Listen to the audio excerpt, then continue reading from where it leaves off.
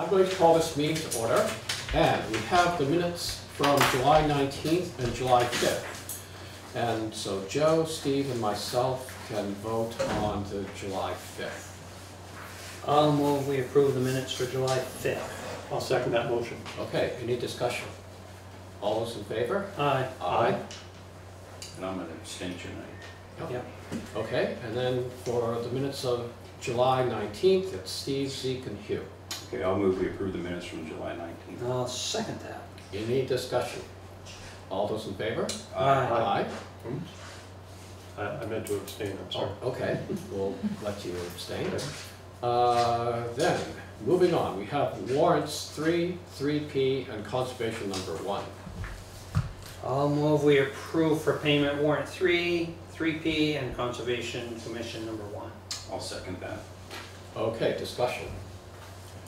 The total is $262,624.80, and of that, $210,000 is going to the Dummerston School.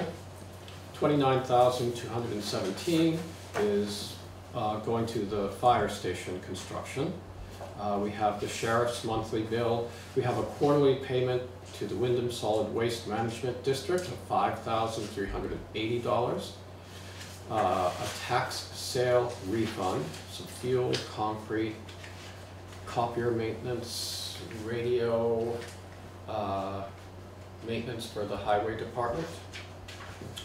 Any other discussion? There's one thing, the sheriff's contract. And I wonder if you could get in touch. For the month of June, he listed 3 hours.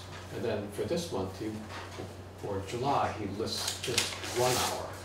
And so thinking back to, a couple of years ago when they had a problem with their software and reporting how many hours they were actually spending. I'm just So wondering. June was 3 hours and Yeah, July was 1 hour? Yeah, Okay. so that doesn't sound right. Yeah, okay. And before we, start hopping up and down, I Yeah. just think it'd be good to check out. Yep. Great. We got the bill for July at the same time we got the other bill. You'll notice it was stamped like the 17th of July, so, Okay. I mean, the month wasn't even completed. Okay, all right, so that, we'll just look into it and see what the explanation is. What was that again, Charlotte, now? The June and July's bill came within... Came 2 weeks of each in the same envelope. Oh, okay.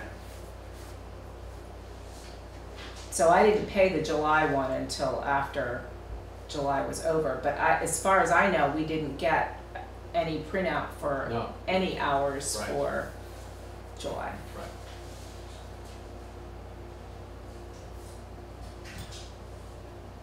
So no printout for July hours, okay. Yep, I will check. Okay, any other discussion? All those in favor? Aye. Aye. All right. So, let's see, we have someone coming to discuss the Miller Fund investments, but in the meantime, our road foreman is here, and we could keep the ball rolling if he's around. You'll lead. He in the makeup room, or? He's here, I saw In the him. green room. Yeah. You're up. Oh, You're up. I thought there was somebody in front of me. Yeah, but he's not here yet. Oh. Yeah. You are. Thank you for showing up on I'm still, doing a little bit, but, Okay. so, for the last couple weeks,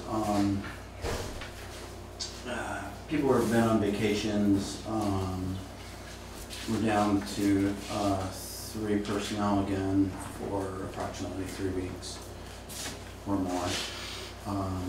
So we've been still cleaning the culverts, getting those from the storms 6 weeks ago, getting those taken care of. I did meet with Wyndham Regional today on the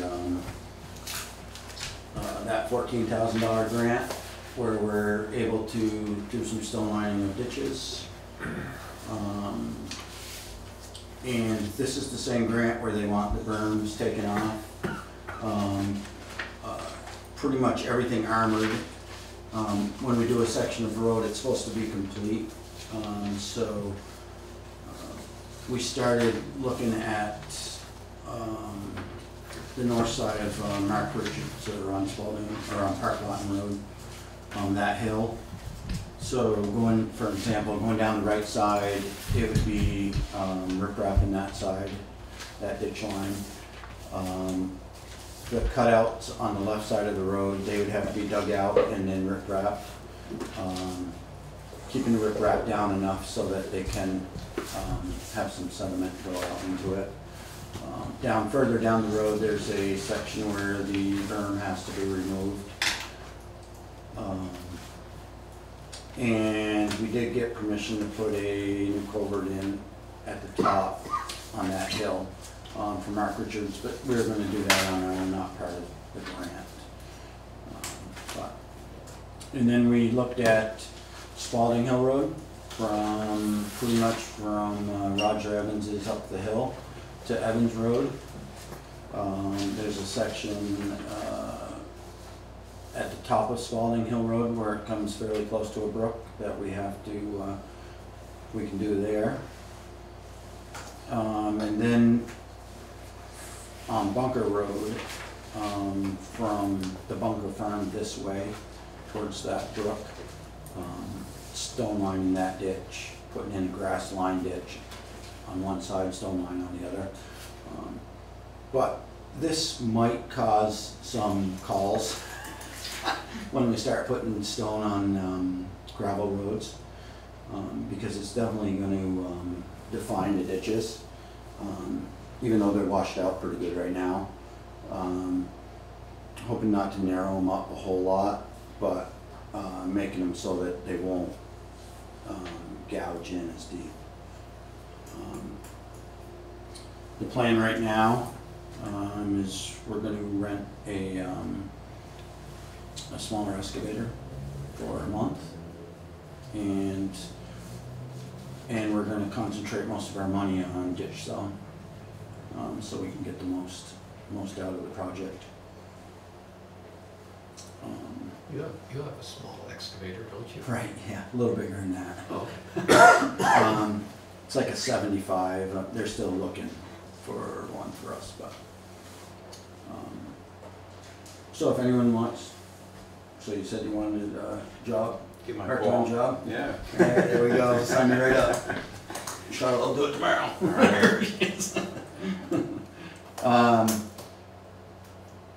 But anyways, that one. And then there's a grants. There seem to be a lot of grants this year. But there's a new grant coming out, and I forget the actual name of it, but environmental something. But hoping to apply for the structure up on Stickney Brook Road. This is the structure right before Sunset Lake. We've already applied and received an $8,000 engineering grant for that, and the hydraulic study came today, so the engineering should be able to start fairly soon. And so this would be to actually do the project, to put in the structure. I guess it's nothing for the select board to sign right now. It's still, I think you have to wait and see if you actually get it. But other than that, we're still hoping to do the milling of the pavement on Upper Dummerston Road. He said the first week of August, so I anticipate it's going to be fairly soon. Kind of figuring out how, since I've never done that before, figuring out how to do it properly with the trucks. And we might end up having the larger trucks haul it to the park and ride, and then we'll be hauling it out of there at the same time. So if you see a part of the park and ride that's closed or for a day, that might be the reason. There's no conflict with that, with the case they close Route 30 was it today and tomorrow? Right. So they're shifting up, so I guess their schedule's flexible, you guys I think so. deconflict in those two? Well, yeah, it's not gonna happen today or tomorrow. I haven't heard about any other closures on, Right. Route 30, Mhm. but we would definitely not be able to do it Yeah, if it was closed. yeah, because they've changed a couple days around here and there. Okay. Because we actually, we're gonna close it to, like through traffic. Yep. You know, local people can get in, but, Yep. it just makes it go a lot quicker Right. and, more smooth. But, other than that, Zeke told me to keep it short, so. I have a quick question, if Yeah. you leave. We've got a bone jarring pothole on our dirt road. What do you do with those things? Drive around. Pay Straddle. them more. I've been doing that, but problem is at Put a cone. night, it's, you know, some people may not know. Yeah, which one is that, or I don't know, it's like, I don't know, a third of a mile from the covered bridge. out on the flats there? Yeah, Yeah. yeah. But What do you do other than regrade? Right, you can take and if you rough it up a little, you can put some material in there and it can, you know, it'll hold it over for a while. But really you should dig to the bottom of the pothole to get it to stay out Mhm. permanently. We filled some with Sure-Pack before, just because, you know, the rest of the road's fairly good and there's no Yep. sense going over. But there's nothing saying we can't run something out there and fill it in. Thank The two of us will get right after it. you. My neighbors will be grateful. Yeah. And I had a quick question. Yep. Would you review or remind me, what is our policy on private driveway culverts when they're plugged up? When they're plugged, that's us. The landowner's responsible, like if on a new house lot, Mhm. they're responsible for putting in the first one, The and original then we culvert. take and then we maintain it afterwards. And that's just so hopefully they do get maintained. And that's the culverts, any culverts in the right of way. I don't know if you're talking about up at Coonbrook Apartments? No, We gotta I call actually it know that the one, and I'll Okay, all I'll right. visit with you off camera, Yeah, all right. because I'm not sure the landowner even is aware how badly it's plugged, but it did create some washing last time, and so I'll visit with you about it. I just wasn't sure what the Yeah, policy. we did have to flush a couple, what did we Yeah, I do? saw 2 you. or 3 with the fire truck Yeah, there so I- that day. One day, yeah. And those are the first ones we've had to flush in a long time. Okay, I'll visit with you. Yeah, I just, Okay. if we know which one, yeah, we're gonna get pretty busy, so it's, hopefully I think on- it's been hopefully like- it's on this side of the river. It is, and I think it's been plugged for what, Maria, 4 years maybe? I've rebuilt the driveway twice, You know, which one, you can tell me, which one and is it? so, up to, right by Larry Cassidy's. His, Larry Cassidy's driveway? Yeah. Yeah, that It's came, plugged solid. yeah, but that came out of the culvert up his driveway and came down there. and Right, flooded yeah, This last but the time. culvert's still plugged, so it's, you Yeah. can't get down and Yeah. down. No, I know that, but the Okay. driveway, the one up the ditch doesn't take enough water. Yeah, But that one from the town yeah, ditch is chock full too. Yep. So I don't know if we would replace that or. yeah, it wouldn't be worth flushing. Right, yeah, I think it's an old. Yeah, right, I think it's pretty much when they built the driveway. I'll look at it sometime and see. Yeah. Yeah, I think it needs some attention because it's on the downhill side of that hill. yeah. You're I absolutely. know right. it's clean on the end, it's just a matter of. Yeah, both ends are culvert. clean, like, Yeah. yeah. Okay. Hmm. I just think it needs Yeah. looking at. Yeah, his whole driveway messes up the road there sometimes, but.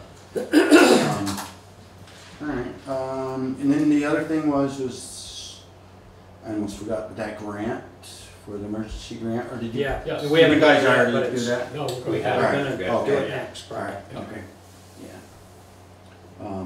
Just that emergency. That was 27,000, right? Yep. Up to 27, and I believe it's gonna come in at around 22,000.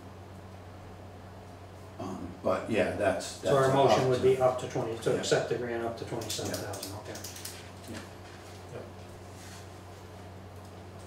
can, if you wanna do that. I will move that we approve the State of Vermont Standard Grant Agreement for Emergency Repairs up to $27,000. I'll second that motion. Okay, any discussion? All right, all those in favor? Aye. Aye. All right, just needs one signature. Okay. Anything else for Lee? I guess just, a couple weeks ago we talked, and I forget, the driveway where you were gonna change the angle, you got the letter from the, person who's land, there was some flooding, some washout, and you were gonna look at changing what the angle, the way the creek, the water comes in, the guy over in Norway. Oh, yes, Miller Road, the Hoffman. Oh, yes, over, yeah, Miller Road, Yep. yep. Just- We are planning on, Cause I didn't cover that last meeting, so Okay. you just quickly want All to right. let us know what your thought was on it. yeah, we were gonna, change the angle to align it better with the brook, and if we're gonna replace it, it's 18-inch now, we're gonna go up to 2 feet. And it has washed out probably 3 or 4 times, and when it does, it takes a lot of road with it. I think also too, it's important to point out in the letter, he blamed it on the swaling up above there, but that swaling all had to get put back Right. above there. That all, the state came in and made them put that back to the original contours, so Okay. on the next property up. Yeah, I right. think I'm it's- not blaming it on that up there. I think it's, yeah, I'm not these either. storms are bringing sticks from everywhere, and Yeah. they come down and block the culverts and, pretty much wash the roads out. Is there a timeline on that repair, or is it? We were kind of hoping to do it this year. Okay, Is there a scheduled time? No. okay, that's all I need. I just- Yeah. I mean, I would like to get it done this year, but, Yeah. yeah.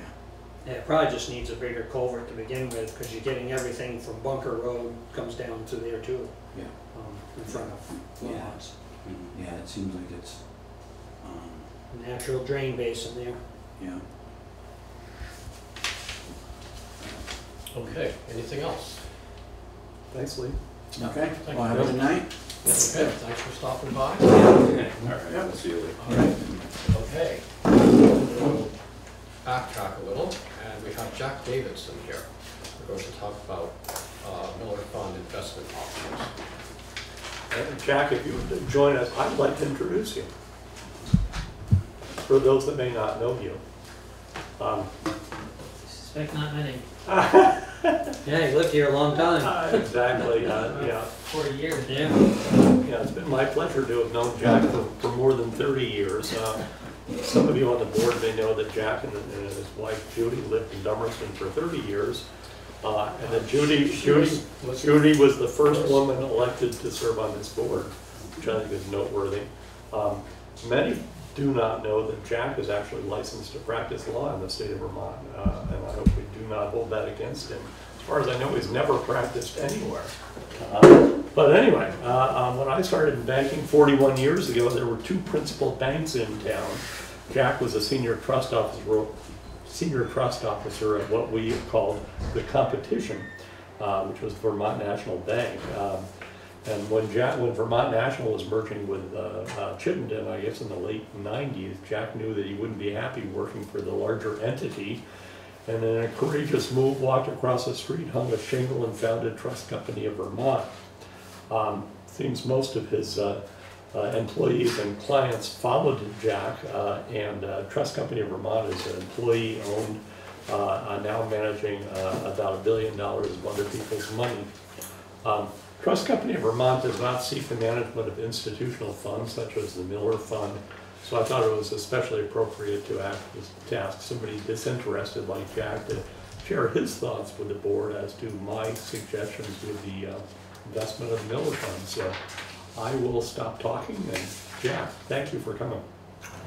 Well, my pleasure. It's been a while since I've been in Dummerston.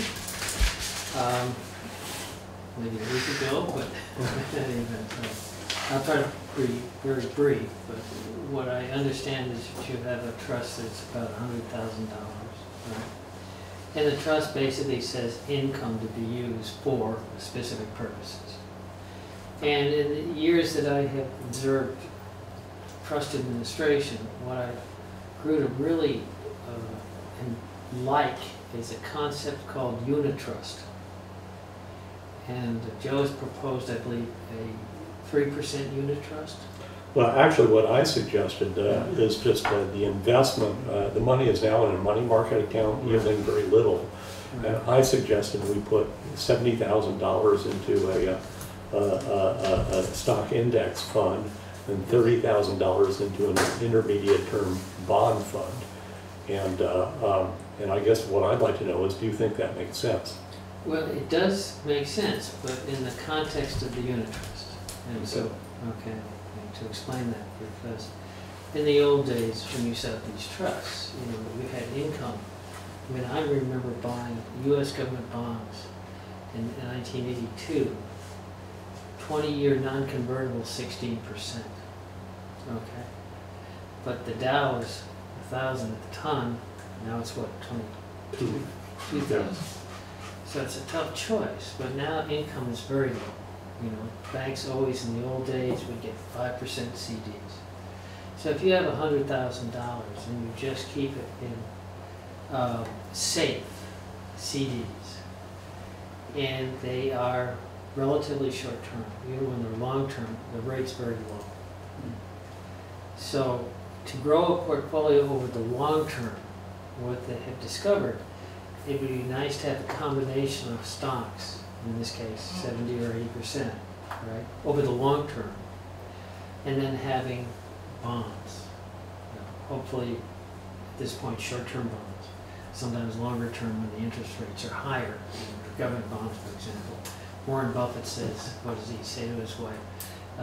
80% in an index fund, 500, and the rest in government bonds. So the idea is that if you have a portfolio where you want it to go long term, your best combination is usually stocks and bonds, but you don't focus on the income if you use the unit trust concept. Because in the old days, what happened was you got people set up trusts and the income was great. And all of a sudden it started to descend. And that wasn't what was intended. Okay, so it turns out that the legislators, and Joe I'm sure has worked with them on this, they've come up with this concept of redefining income so that you can actually, in this case in unit trust, you can take a look at the market value. It's $100,000. So you go, okay, I got a 3%. Okay, I know I'm going to have 3,000. And if my index fund goes down, let's say it goes down to 90, well now I have 2,700. But at least I can see the income flow. And it should be, but if over the long term, if the securities in your index fund continue to grow the way they have in the past, you know, you had invested, what, 100,000 in 1982, yeah, what, 2,200,000 or something like that, right? So the idea is, don't focus on the income. Just focus on 3%, because then is 3% enough to reward the beneficiaries for their needs? Because you don't have principal innovations, I understand. And a lot of people create trusts where you have principal that you can pay out, but you don't seem to have that here. So this gives you predictability of return. It gets you the ability to grow the market. And most, it seems, according to Warren Buffett, most managers over the long term don't seem to do any better than the index fund. But then they charge. And they'll charge 100 basis points, 125 basis points. So 1%, in other words. Well, at least 1%, right? And so these mutual funds, you know, some of them, they look innocent. You drill down, you find they charge 2%, right? And then, but all of a sudden you see these index funds with low fees. Vanguard would be one of them, okay? So I think in the long run, it'll allow you to grow the money, but you will have little dips. But but you don't have to worry about times when bonds pay you good money and times when bonds pay you not very much. In the old days, if you wanted to be riskless, when I don't pay much attention to my portfolio, I'd like to just buy bonds and not have to worry about it. But all of a sudden my wife looks at me and she says, honey, you're not getting anything. Yeah. Okay. Now, I'm in the business of investment management, but I don't necessarily pay as much attention personally as I should, right? But knowing long term, watching how managers manage money over the long term, because you're talking about long term here. This trust isn't going to go away. Right. What did it start in 1930? Yep. About that. About that. And you hopefully, your children will be here 50 years from now talking about it again. And maybe it'll be $1 million. Okay? Now, if you like this concept, the only reservation I have for you right now, Joe, I'm sorry about saying this, okay? I was going to ask a couple of our investment managers, would you go in right now? What percentage? What scares you is its index is so high. So that scares me. You got this low-paying CD with the bank, okay? But you go in the market and it starts to really descend. I mean, I shared that with the board, that if you do what I suggest, I can almost guarantee it's going to go down at some point. But as you just said, Jack, we need to take a long-term approach, and if you, right, but your implementation though could be gradual.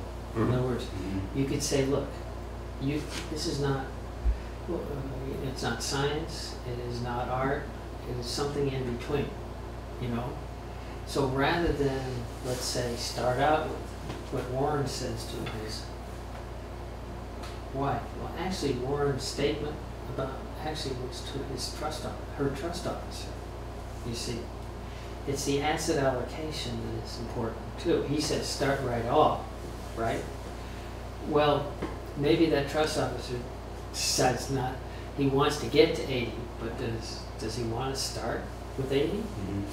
So, and because it isn't a science, I might suggest, and you won't be hurting your nonprofit because you're getting 3% on the total market value, right? Instead of looking because your CD's paying nothing, you simply say, okay, first year I'm doing 10% or 20% in the index fund. The next year another 20%. I take the risk, a little bit of the risk of the fluctuation going up like that. And have I talked too much at this point? No. Okay. I'm noted to do that, but I tend not to do it when there's a camera on me though. And, but as you know, Jack, it's really impossible to time the market. And I had considered that also, what they call dollar cost averaging, what you're talking about. And that's something that we could talk about. I don't think that, I'm not sure we want to be making those kinds of decisions as to when to get in. Other than, well, that's right. That's a tough decision. I could ask our investment managers, if you'd like. We've got 10 of them now, right? I'll ask them, what would you do with a $100,000 a year situation?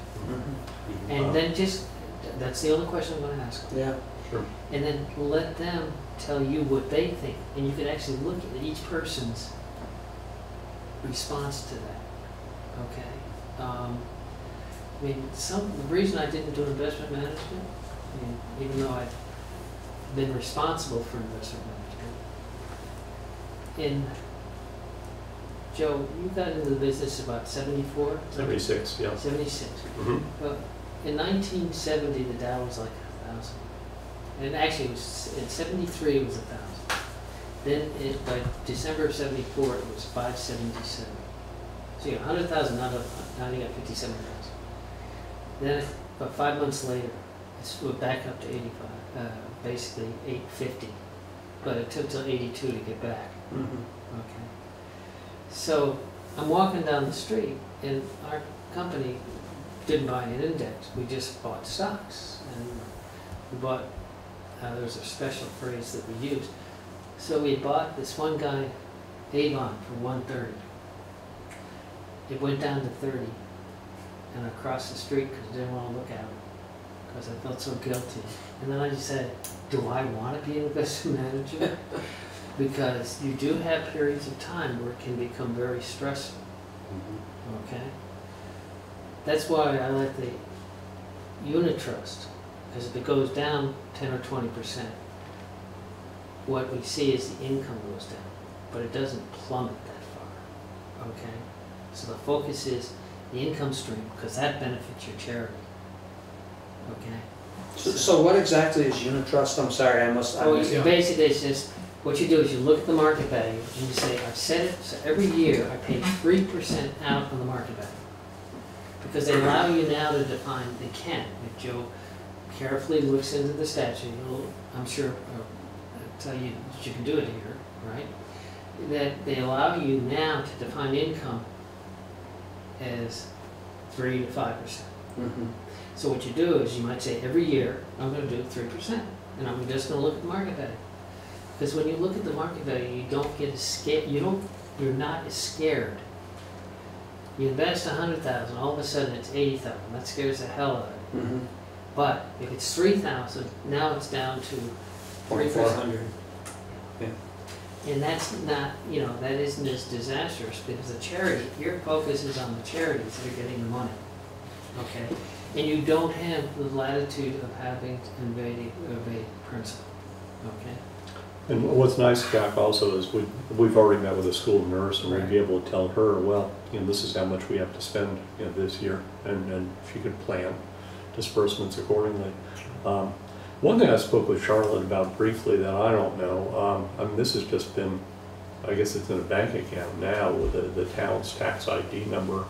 The question is, should we be getting a tax ID number for the Miller Fund, and would there be any income tax returns that we should be filing for the fund, do you think? And you may want to check with some of your folks. I'll be glad to. Okay. In the world that I'm in, we manage money, but when we have trust, we have the component of trust administration, and there are two parts to it.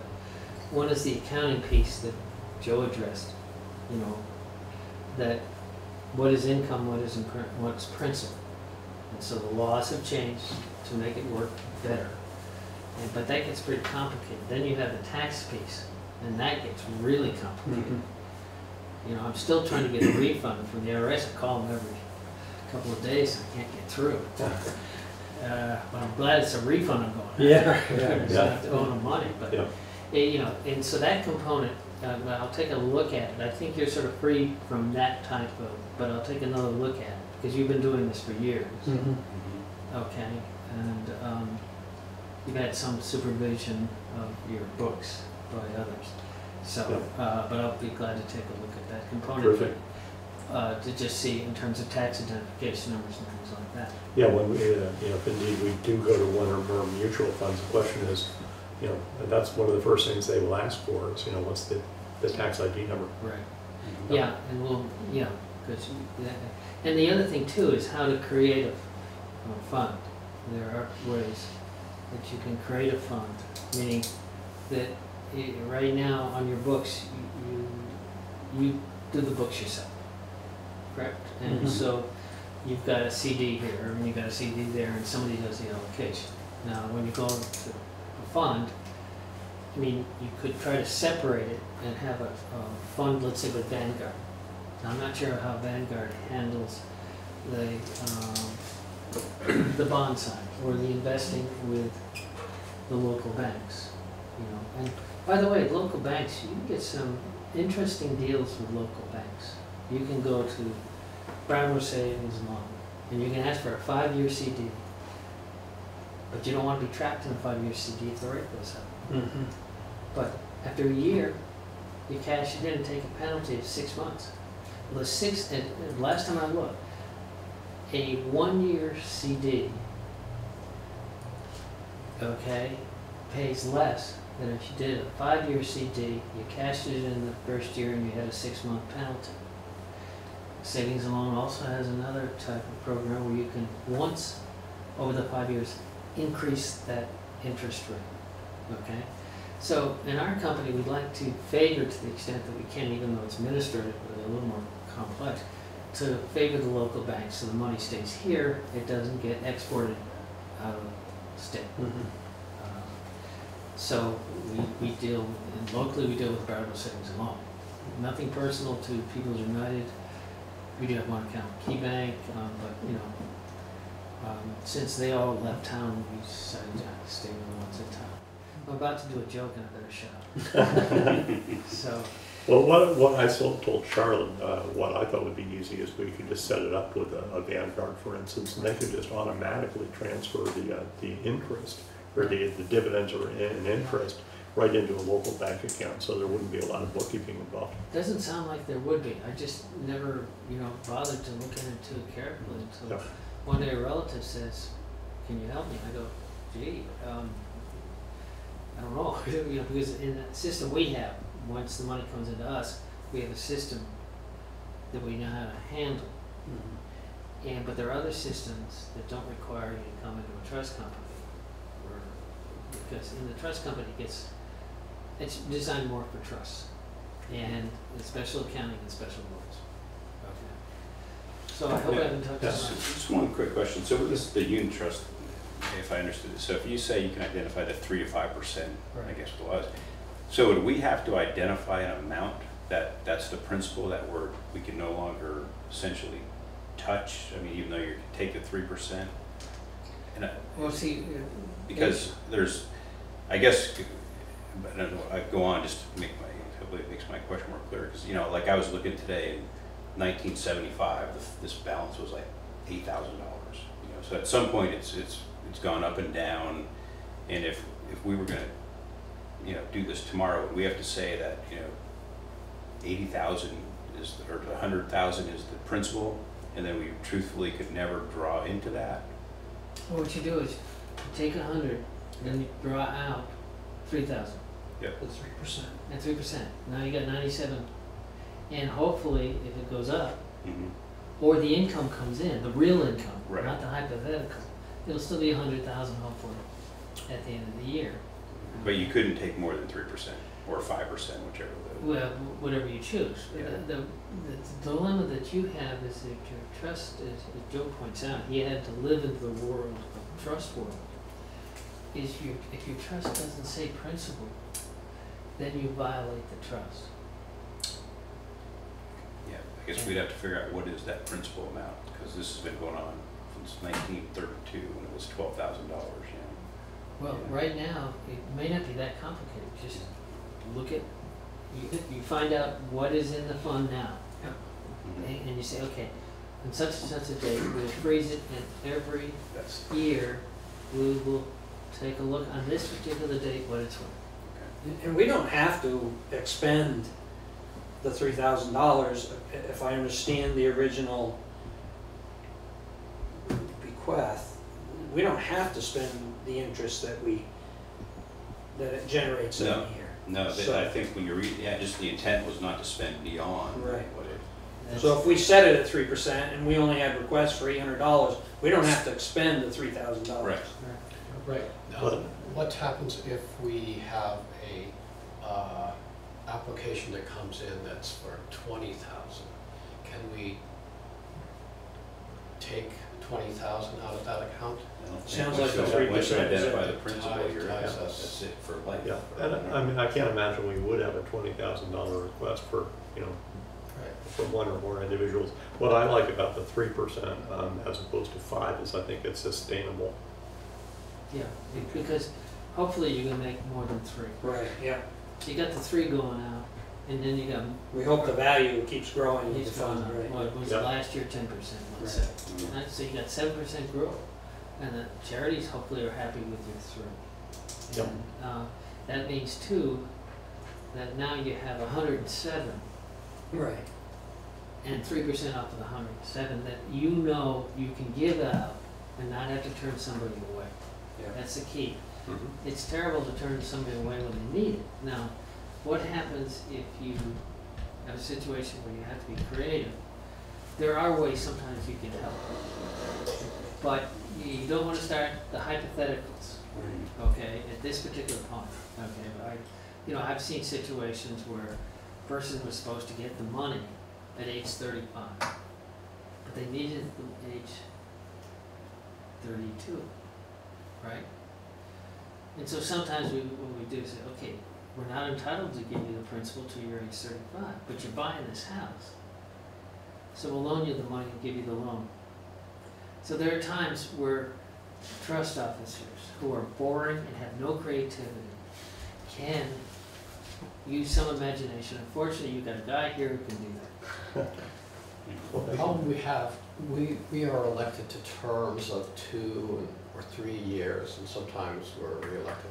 Then we, you know, as you know with your wife, we get off the board, and, you know, we don't know who's going to replace us. And so instead of having someone who's financially savvy like Joe, you know, we might have,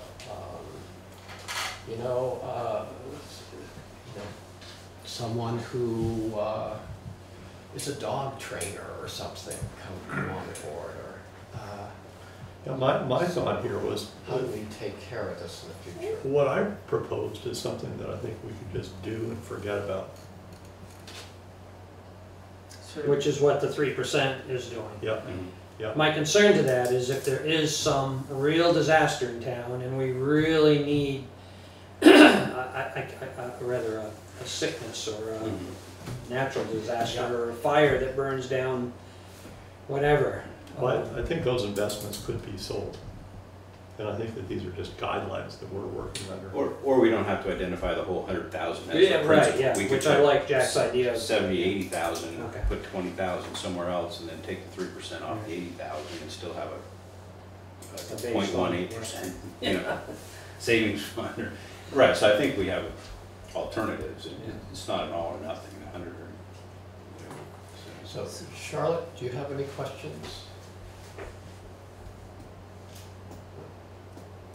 Thank you, Sean. I'm chewing on it. Yeah. We all are. Yeah, questions will all come tomorrow. Yeah. Exactly. Yeah. All right, well, thank you for helping If us. you Thanks for have any joining other us. questions, you know, and, you know, we can help you write something up if you want to, but Joe Yeah. can certainly do that, so the next generation, the rules will hopefully be relatively simple Yeah. and in compliance basically with your responsibilities. Right. Yeah. So the only thing I owe you at this point is I get back to the managers, and I'm gonna ask them, what are you gonna do? You know, because they have to deal with people who come in and go, what's happening in the market, right?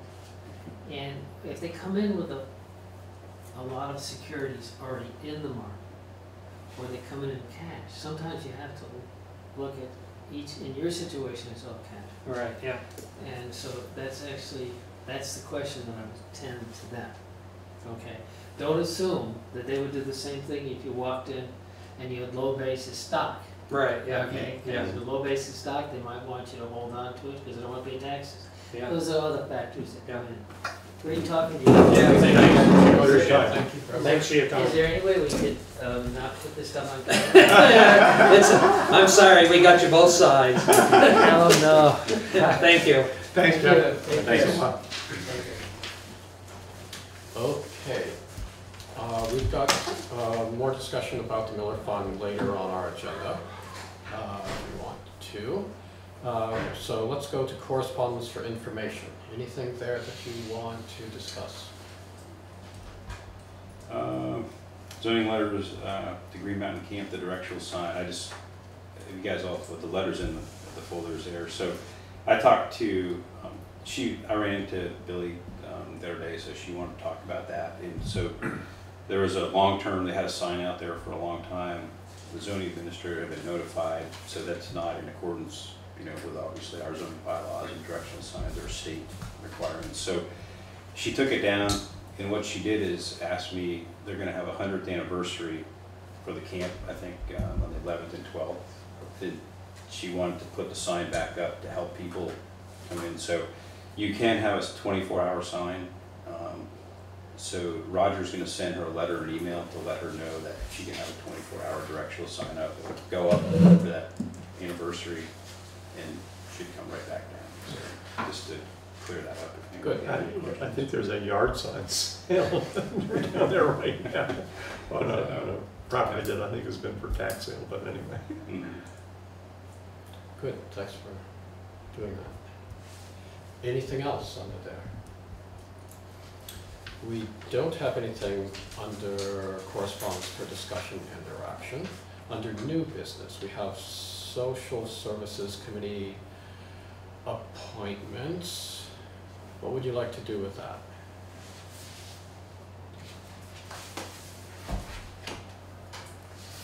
Well, we've got some interviews we're scheduling, right? These would be actually those reappointments. reappointments, These were okay. people that were on the committee last year. And we don't do this in the beginning of the year.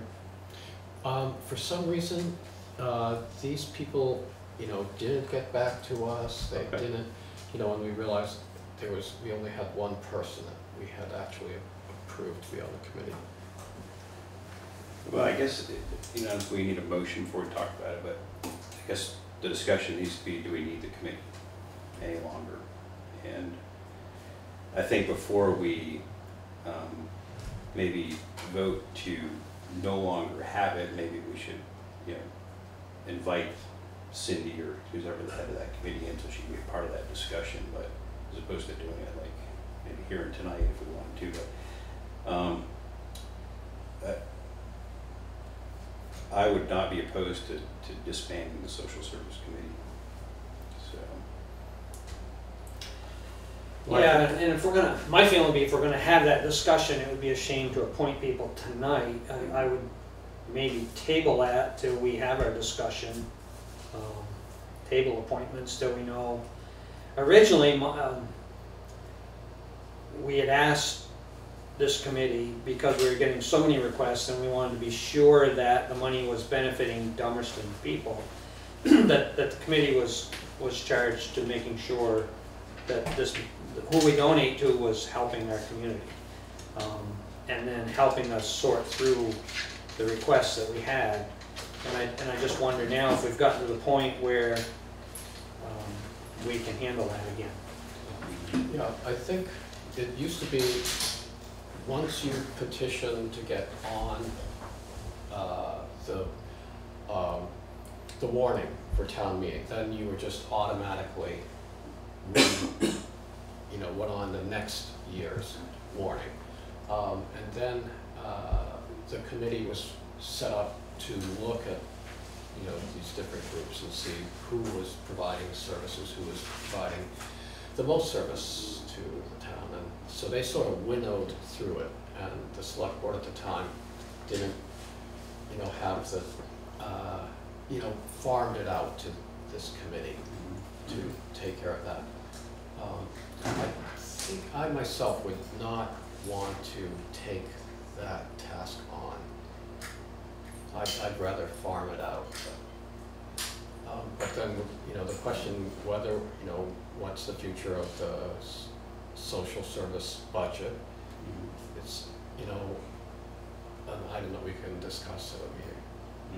So.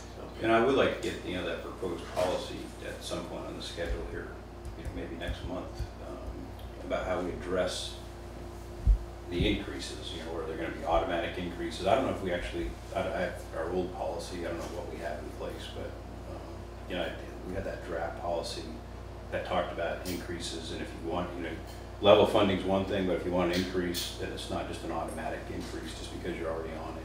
But I guess we need to get that policy or proposed policy on the agenda and either come up with an agreement on it or put it to bed.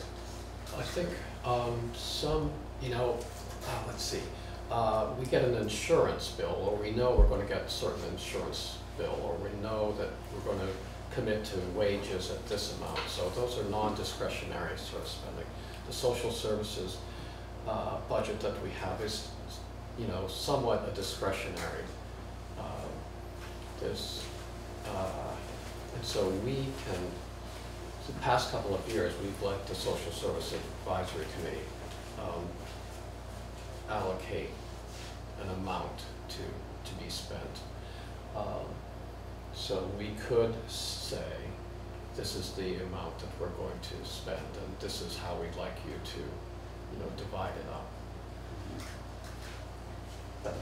this could be part of a larger They discussion. could, because they seem to be under the impression that they have a 10%, that was their deal, they got 10%, and I don't think I that's think appropriate. that is their committee's wish, but they are an advisory committee.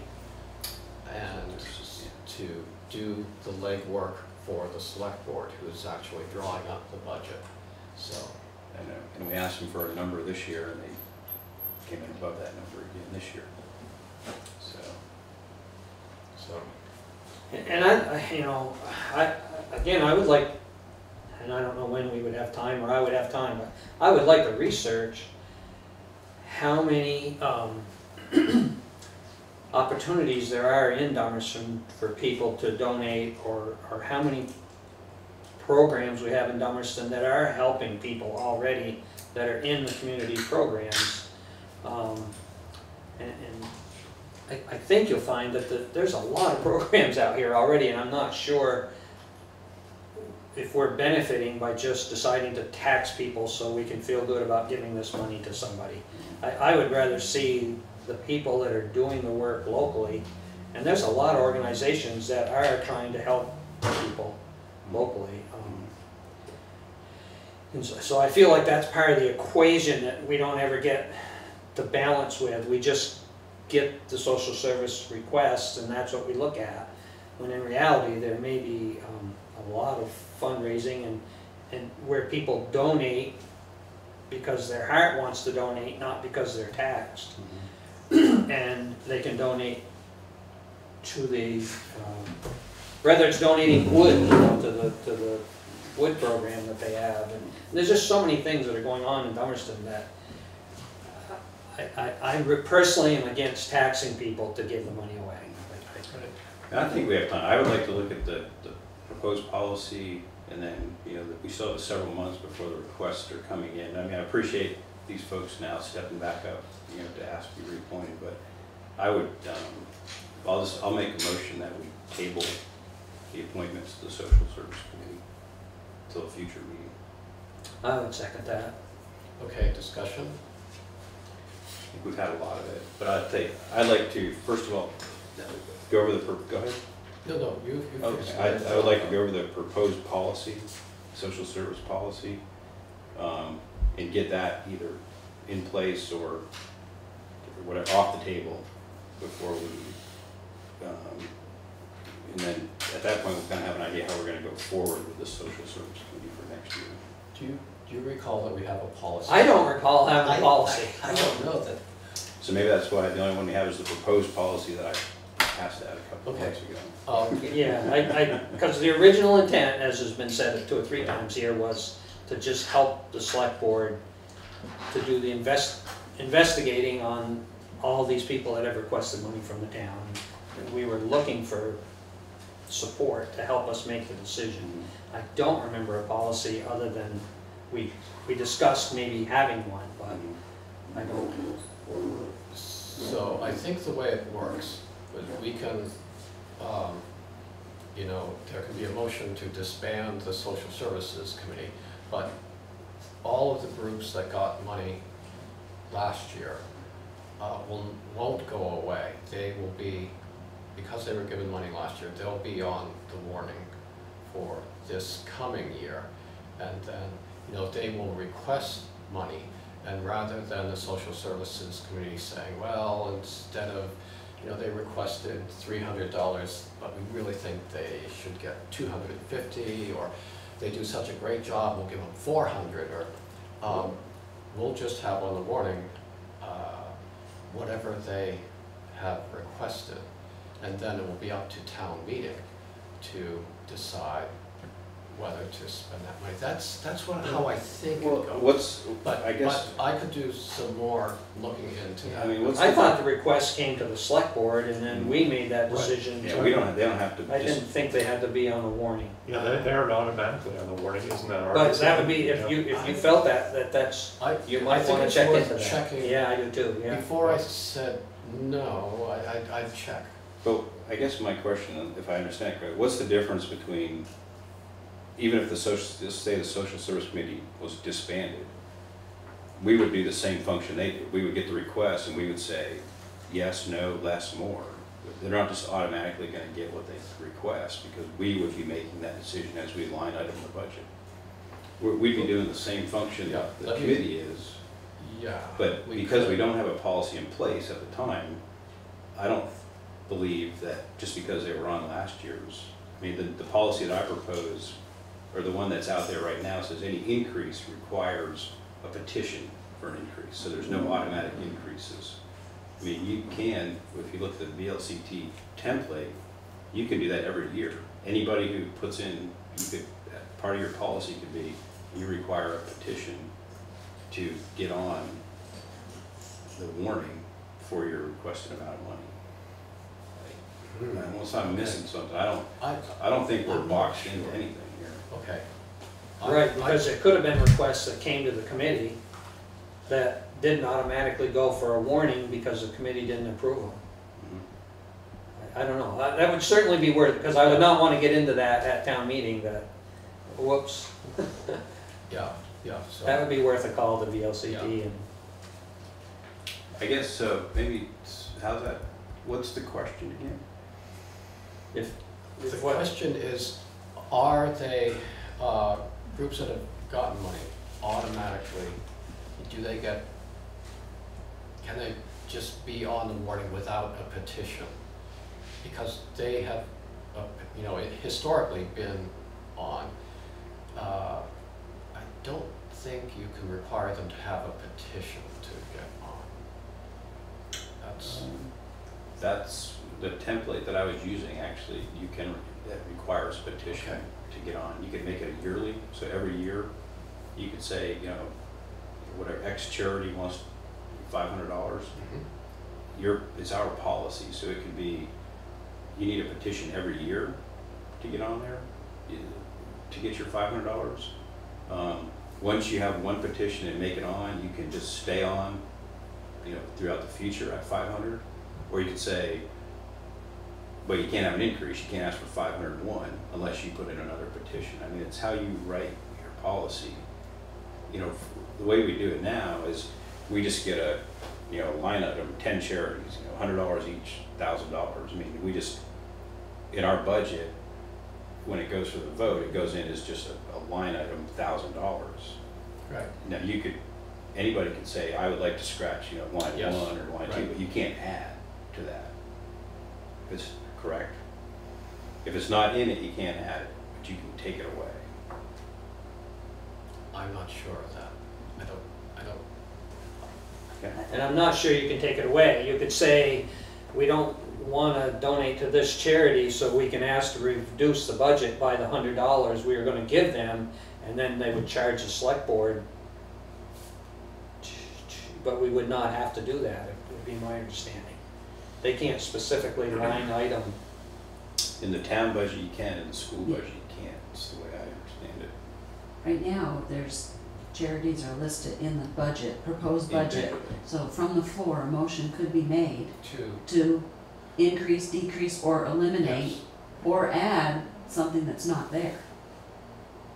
And if it passed, it would have to be changed. But it would have to be a motion from the Yeah. floor at town meeting. And you could add it if it's not there. Yeah. I gotta go back and read the budget. I mean, it's no different than when somebody stands up and wants to change the dollar amount to, on farmland protection. Right, but because that's already the budget, but if there's no, you can't add a line item that's not there. Like, if we had 10 charities, somebody could make a motion, I wanna add number 11. yeah, it would be warned. Right. That's how I would think. Right, But they could change what's existing. correct. Yes. Yeah. So I think we need to do a little more homework to just make sure, Mhm. because we've got to be certain of what the rules are here. And the thing with the petition is if they got $500 this year, they could petition us for $5,000 next year or $10,000 next They year. could. It's basically a philosophical question more than anything, is do you feel we should tax residents to give the money away? It's more of a philosophical Right, question than it is the way I look at it. and I agree. yeah, it's, you know, we shouldn't be taxing for charity, it's a personal decision. So, Well, I think we ought to get Cindy Jerome in and chat. Because that'll be a good discussion. Okay, so we've got a motion to table these nominations, and it's been seconded. Is there any more discussion? Okay, all those in favor of tabling it? Aye. Okay, opposed? One vote for opposed. So it's tabled, and I'll let them know. And that really doesn't mean anything other than we're gonna look at it later. I mean, it's Yeah, not. Right, it's not, it's sort of like the health bill, it's not going to go away.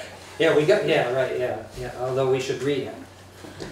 we should read it. Let's see, so with that in mind, we have another candidate for the social services that wrote a letter, I think it came in yesterday, and she is tentatively scheduled, well, no, she's scheduled for a short interview on the 16th. I can let her know. My sense is that we won't have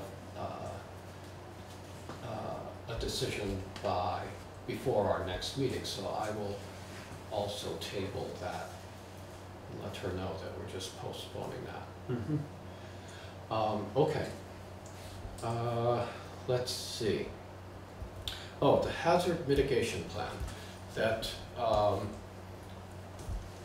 let's see, Wyndham Regional Commission, a person has been working on that.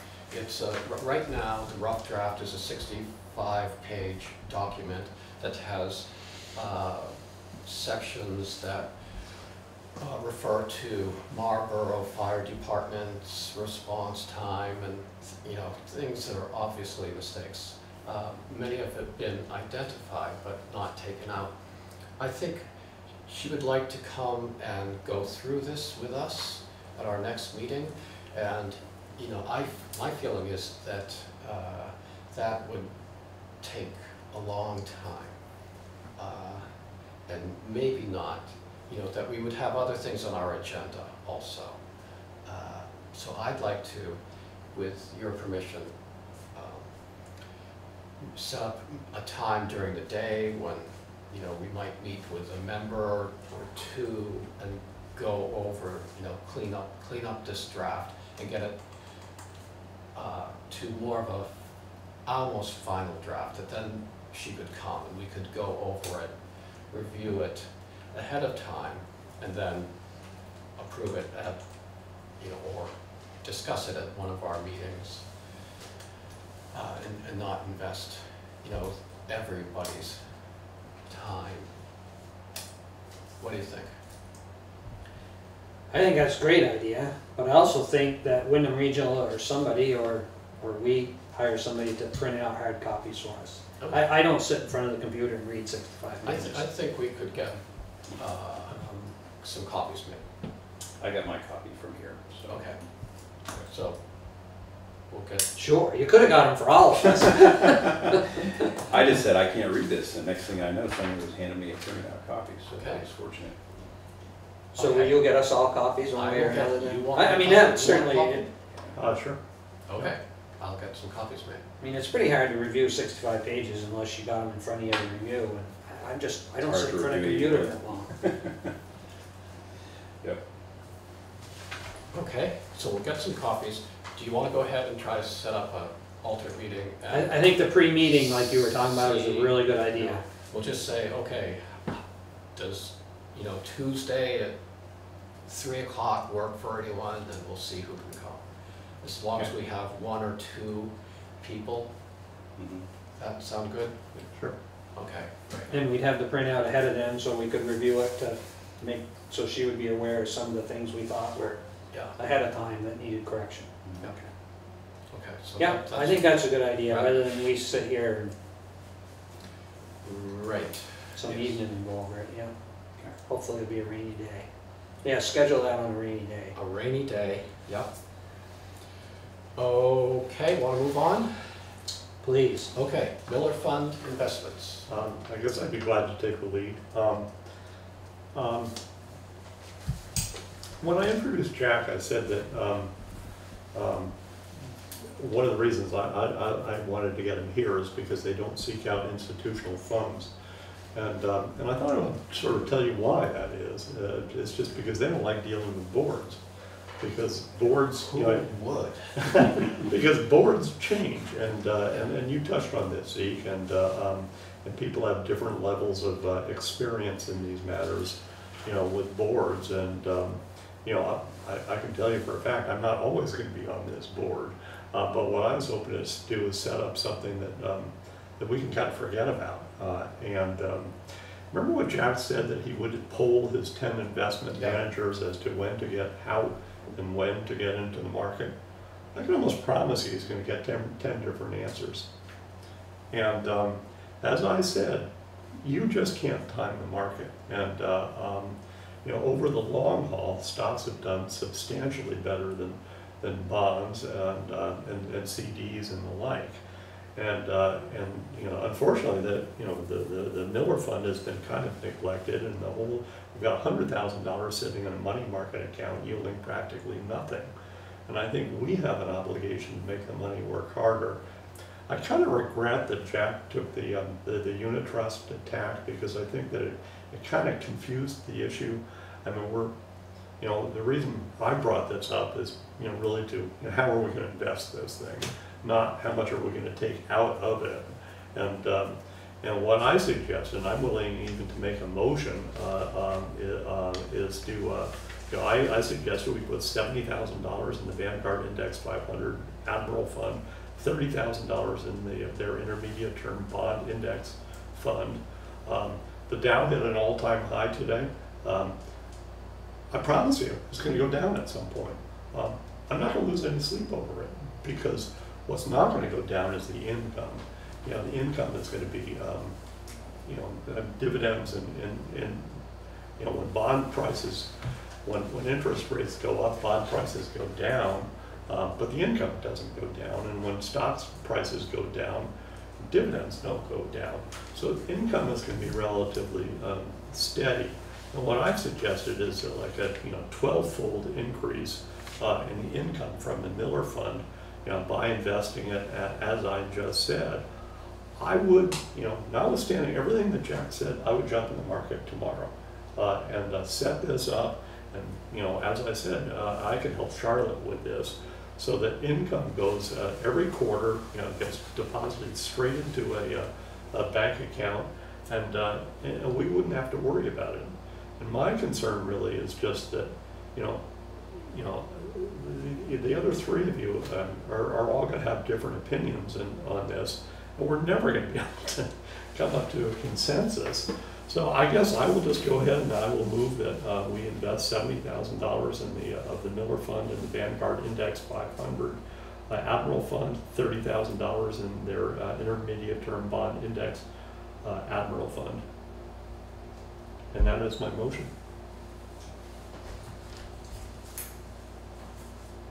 I guess I'm hoping for a second so we can discuss it. Well, I'll second it just to go open discussion on it. Sure. So I'll just throw in, so there's a couple things. First of all, I just say I'm not going to vote for it right now, because I think, and I know we're kicking the can down the road, but I think this is one of those money investing things that should be very well identified on the agenda. So if anybody actually wants to come in and, you know, and I know I've got one email from a person who was out of town who wanted to come tonight just because of the Miller Fund. So I think, you know, we can't kick the can down the road forever, but I think it should be identified as this is the night we're going to vote on the money, you know, not kind of doing it tonight after this one. And then also I did like, I also, I'm not sure if I'm ready to go with the whole 100,000. I would like to maybe keep 10 to 20% of that. I know it's not going to make us any money, but, you know, just like Steve mentioned, I mean, this is not, we want to do the best we can, but I don't think we're trying to squeeze every last ounce, you know, out of the piece of whatever, you know, whatever analogy you want to use. You know, put some of that aside, whether it's 10,000 or 15,000, and that's the no kidding, you know, it's something that we hope never happens, could happen, we might need that money. So I would like to see the amount maybe go down to 80,000 invested. And then the last thing I'll bring up on this is, you know, when Jack was talking, you know, he talked about not going in, you know, 80-20 is the great mix, or you're proposing a 70-30, but you don't have to go, you know, 70-30 right away. You can go 50-50 and then ratchet up, you know, to the index fund, 60 next year, 70, you know, make that a goal a year down the road. I would just throw that as a thought as well. So those are, I guess, my 3 points on the motion right now. Yeah, and I think, I appreciate Joe wanting to do better in the fund. I would like a little bit of time to research. I don't know what the Vanguard fund is. I would like to research that. And I am still, I mean, I know it hasn't happened in the 85 years or whatever years we've had this fund, that there hasn't been, that we're aware of anyway, a significant event in the town that would require us to really dip into this fund. And I would like to make sure whatever we do, that we have that option. And I don't know what the emergency it could be or what could be, but I would want to make sure that, 2 things. First off, I want to make sure the money we give out is to somebody that needs it. And secondly is that we have money for somebody that really needs it in the future. If there were all I can think of is a major fire or something, but and I don't want to look at disasters, but there could be a natural disaster, could be a health issue in town. I mean, any number of things. So I would, whatever we do, Joe, I want to make sure the funds. I don't want to set up the 3% that we're talked about necessarily, because for one thing, we'll always spend the 3% probably. And if we don't need the money, I'd rather we didn't spend it. But secondly, I want to make sure if there's a real need, we need to be able to get to it. So I guess, Joe, you would know more about that and how you're proposing this. But Well, a couple of things. First of all, just because the money's in mutual funds doesn't mean you can't get at it. Right. You know, you can always sell these things. You know, we could have the proceeds the next day.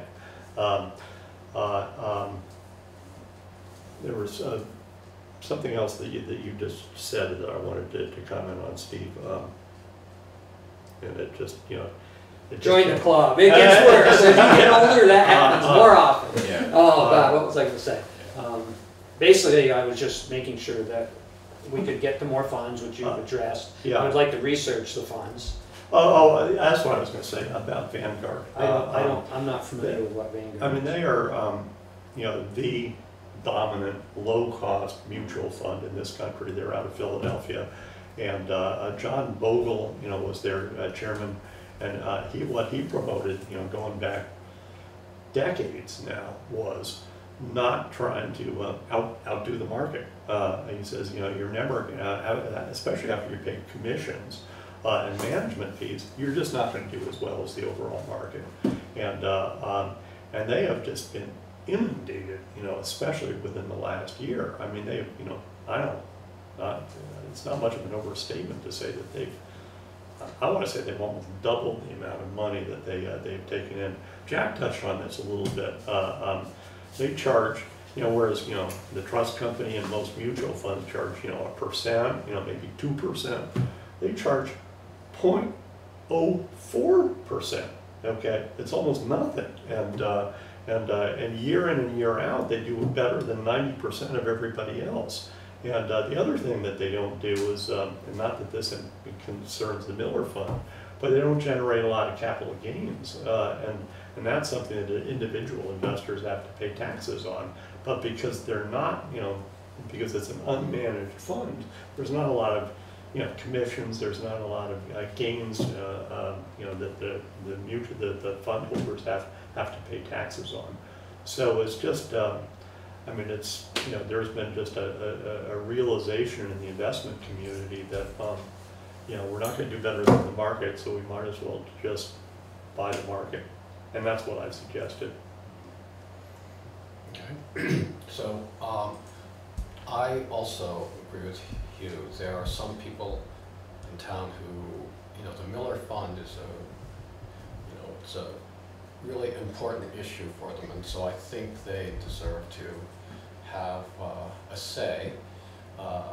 And so we need to, instead of just having options for Miller Fund's investments, we'll have to want it as you know, a vote on investing the Miller Fund, just so people know that if they want to express their opinion, you know, they have some time to do that.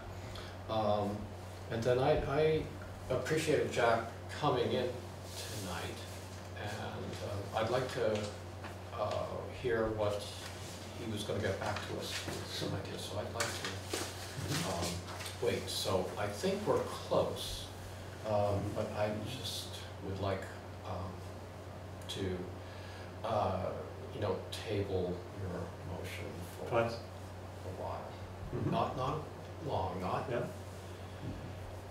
And you gotta commend Joe for trying to do better with Yeah, that money. yeah, I mean, yeah. I'm certainly not against Yeah. what you're trying to do. It's a, And No, who, I think we're close to closing the. and who knows, the market may, as they say, correct. well, we know it'll And we correct may at be- some point. Yeah. We may be glad for, you know, postponing it, Right. so. But I guess my point is just nobody knows, you know, Yeah, there's no for point in sure. timing the market. Right. So we do have the motion, and it's been seconded to do this. Well, I guess you know, I don't know, procedurally, I would withdraw it if you would, if the consensus is that we table the matter. Okay, is that, That's fine with me. If Yeah, that's- Yeah. yeah, Okay. you second it, All right. yeah, I think that's all right, a good idea, and we can address Okay. it at another meeting, yeah. great. Okay, so then moving on, increasing participation at town meeting or town affairs and government. Anything, your article did come out, we did get at least one response. I did, I wrote back to, today. Yep. That's, I believe that's the only response that I've seen. That's the only one I've seen. Yeah. So, I guess I would, you know, all I would say is, again, we seem to just, but if we want to just put on the agenda to whether we're gonna have a vote on whether we want to try to organize a committee to try to give us some options, and then you guys will either say yes or no, and if we say yes, we'll try to, you know, each one of us solicit some help. Or I'm a little, other than, you know, publishing the article and talking to people, I mean, the good thing is we don't have anything really contentious Yeah. that is getting everybody out in arms, but I just, and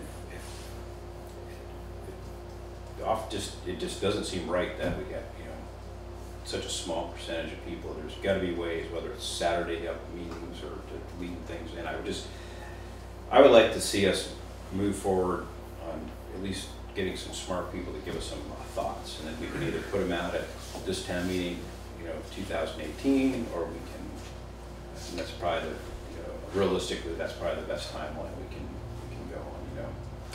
I'm wondering, do we have any figures on attendance at town meeting over the years? I think that would be something we could dig up. Yeah, I would be curious. Yeah. I don't know that anybody would particularly keep track of that or not. That would be, And I don't know, because I was going through, I have town reports back to, my uncle gave me from like 1951 and on. I was actually looking at the 1975 one where, you know, it does, you know, the year before it says we're gonna elect town officers, and then the next year, just like we do now, so every year we essentially approve electing officers by Australian ballot. It's not a carryover. You know, that's something we vote on, and I didn't catch that actually in the town report when I looked at it, you know, but it still says elect the town officers, the Australian ballot, you know. And So, then, but there's no notes that I could find, you know, as far as attendance goes. Right. Yes, there wouldn't be unless there was a paper ballot where, Which is how I where got we the attendance recorded for the last vote, year. yeah. yeah, if everything was just approved from the floor, then there wouldn't be. Are there paper ballots, would you say, at most town meetings? I kind of don't think so. We didn't really start having a lot of them until we got to the home, In the this- farmland yeah. protection. Yeah. But, Yeah. I mean, but you can, and how we're, you know, however they come out, you go to the Secretary of State's website and it lists, you know, every town, how they vote, and you can see the percentages. So I mean, I don't know how far back that was. I was really only looking at last year's. But I mean, it's very low. It's, you know, 8%, I think. You know, it's kind of the statewide average for participation for the floor voting. I will commend you on your article. I mean, clearly you did a lot of research. You identified where some of your info came from, so I'll commend you on your effort. Right. That's Roger's retraction also, which was appreciated. Yeah, so I was just surprised that,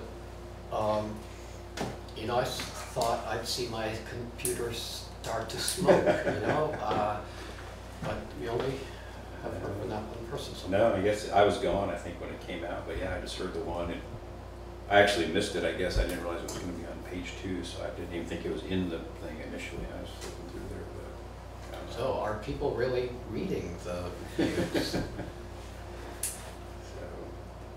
I don't think Okay. anything else on that. All right, so we'll keep that on our agenda, and we'll probably come down to a vote to, you know, appoint a committee to organize,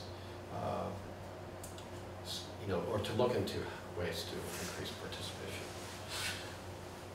Okay, anything on the zoning administrator 3-month review update? I met with Roger. The notes that I have are in the deliberative session, so that's ready to go for the zoning administrator. You guys want to do that? At least look at that this evening before we adjourn. Okay. And then we can, I just told him we would schedule him in the future for a session for his full-up review. Okay. Can we remove the athletic field discussion from the I unfinished think- business? Yeah, where is that? Yeah, Go ahead. I'll file that, take that out of the file. I think that's, and I'll put it someplace where I can get it out if the issue comes up again.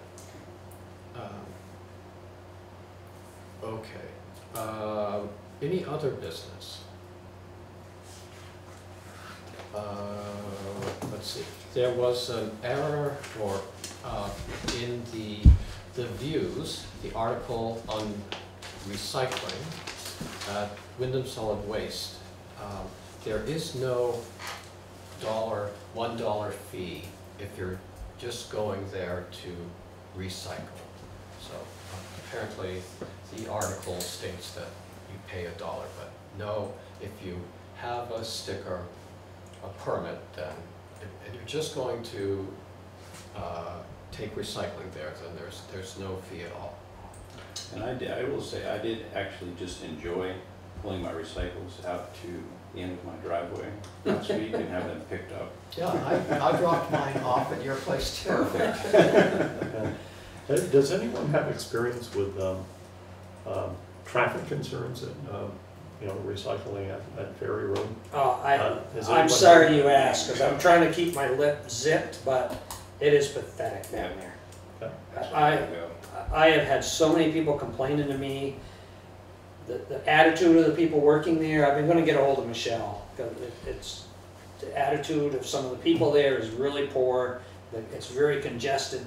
This is solid waste management's job to deal with the recyclables, and for them, they're not even We asked them touching about the tip of the traffic, iceberg to do it right. Yeah. You know, And the attitude is disgusting. I mean, they treat us fairly decent because we're there quite often with large quantities of things, but to recycle commuters and batteries and bulbs, but